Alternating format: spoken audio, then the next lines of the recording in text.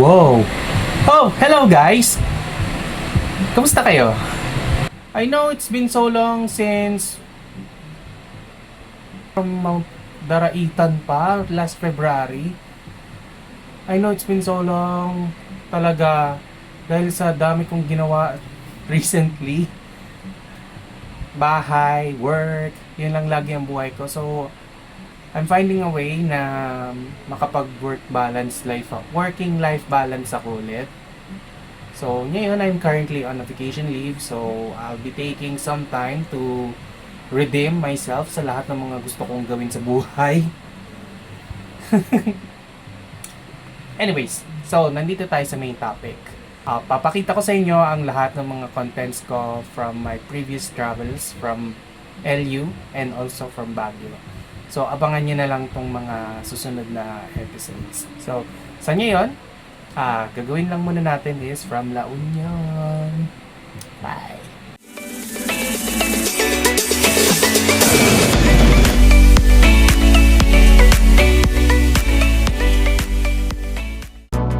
Around 7 a.m., nagkita-kita kami ng mga tropa ng co-workmate ko. Magjojowa sila, may sasakyan na kami, at DIY travel ito. So, nag-stay kami sa Sia Transient House.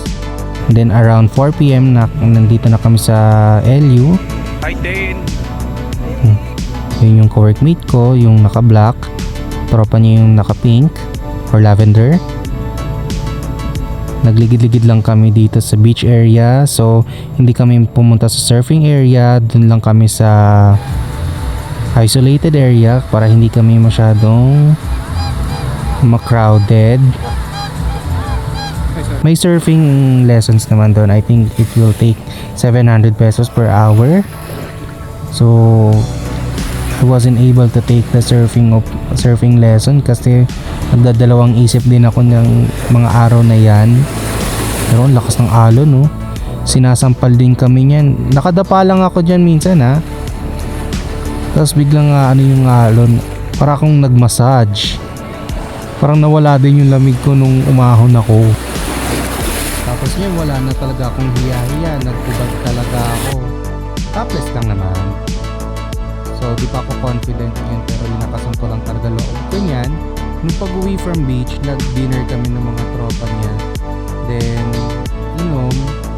So sobrang pagod ko, sabi ko mag-shot ako at magnanap lang ako within 15 minutes. Then wala na. Pagod na pagod talaga ako, so let's call it for a day. The next day, we went to Tangadan Falls. So may jeep kami na sinakyan bago kami makababa dito, pero hindi ako nakaganon. So ito yung view ng Tangadan Falls. Pwede kang mag-rent ng life vest dyan. I think it's worth 200 pesos. So ito ang closer view. Pwede kang lumangoy dyan. Pwede ka rin magpaano dyan sa falls mismo. Pero di kami nakapaglangoy na dyan kasi napaka-dangerous din for me, ha. Nandito na kami sa isang area. Ang taba ko, oh my god. Ito pa yung mga kaibigan ko, mga fit. Ako na lang yata ang hindi. Then ayan, paakit ako. Parang hingal na hingal ako yung time na yan. Mas nakakahingal umakyat sa hagdan kaysa sa bundok, no? Bakit ganon? Sagot!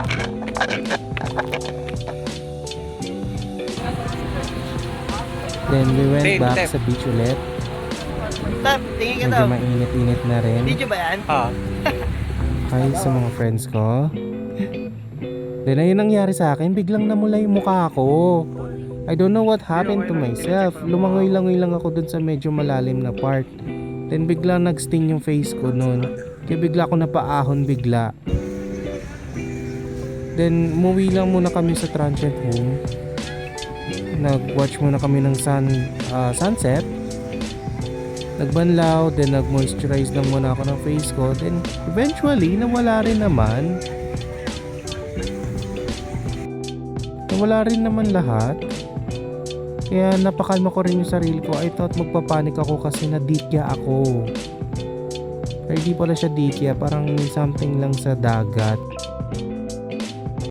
Then we went sa Flotsam, pero hindi kami nakatuloy dahil ang daming tao during that night. Gusto ko pa naman mag-bar hopping dyan sa Flotsam mismo, pero we went sa ibang area na lang. Papa ng ka-workmate ko. Ayan, nag-tequila shot kami with the DJ. Party pa girl!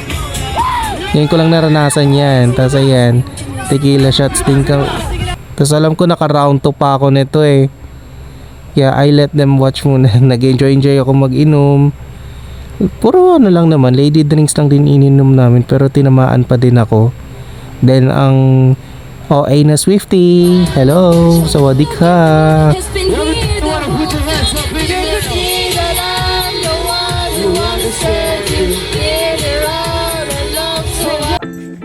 And sa third day namin, naglakad lang kami sa beach. Ayan, ang ganda pala ng view tuwing morning pala, at though mainit, mangingitim talaga ako and I don't have any sunscreen. Then nag-coffee lang kami, tamang tingin lang sa view. Then pumunta kami sa man-made forest. At dito ako rumampa, nag-Michelle D snake walk ako. And tignan nyo na lang.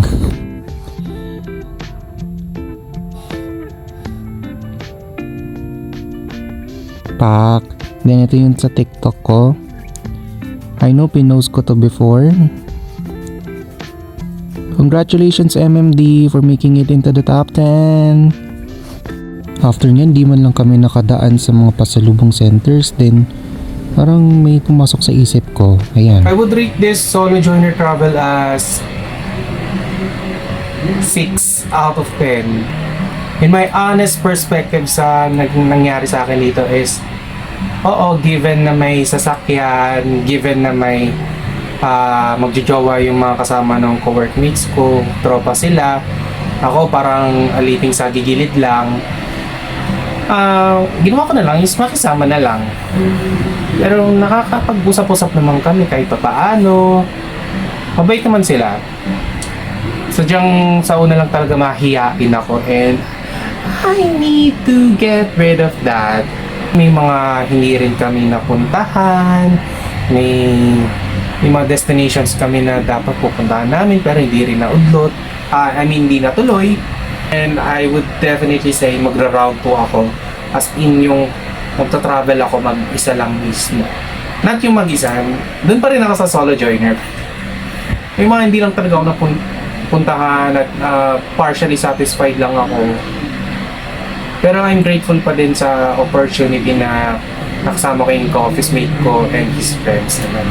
Siyempre, traveling is a part of meeting new people natin. Makilala din sila. So that's it for now for my La Union travel last June 2023. And guys, please don't forget to like, subscribe, and comment to my previous contents. By the way, my name is Danny, and ciao!